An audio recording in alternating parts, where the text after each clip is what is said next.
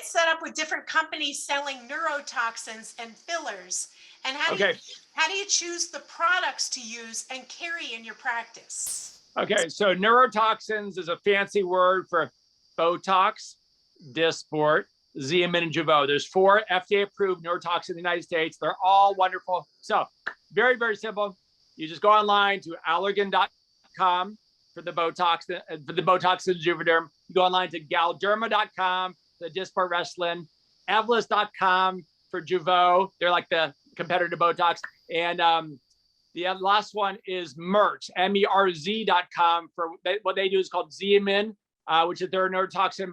And they got a filler called Radius. So you just ask them who your local rep is, and they will be hungry to come out and give you free samples, explain the details, and then you guys can pick and choose, if you're in the neurotoxin game, if you're a nurse or doctor injector, which ones you want to start with. Keep in mind, you're going to pay the most for Botox because that's a brand. That's like a Coke or Pepsi. You'll pay a little bit less for Dysport and even less for Jeuveau and Xeomin. The reality is, you guys, to me, I can't tell a freaking difference.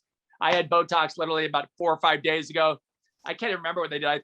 I don't know if they did Dysport or Jeuveau or what, but I can't tell a difference. I cannot tell a difference. So to me, it's all marketing and branding. So you actually can make more money by promoting Botox, because Botox is like Kleenex. If you say I got to blow my nose, somebody says, "Oh, pass the Kleenex," right? But they're not always going to give you a Kleenex brand, maybe a Target brand, but we say pass the Kleenex. So Botox is like Kleenex. It's that big a brand. So we kind of want to suck people in with Botox. Then you decide what you want to offer your client. Maybe you say, "Oh gosh, you want Botox? Great. But if you want a different version that will save you $50, you can try this, and I love it." And then you get an opportunity to get some more profit margin. So very, very simple.